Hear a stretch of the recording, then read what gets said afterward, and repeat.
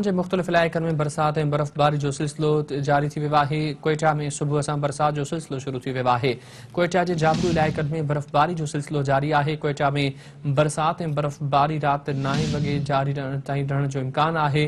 चमन, पशीन, मस्तूंग, बुलान, ज़ियारत ऐं कलात में बि बरसात जारी आहे। कुज़क, ज़ियारत ऐं खानूज़ई में बर्फ़बारी जो सिलसिलो हलंदड़ आहे।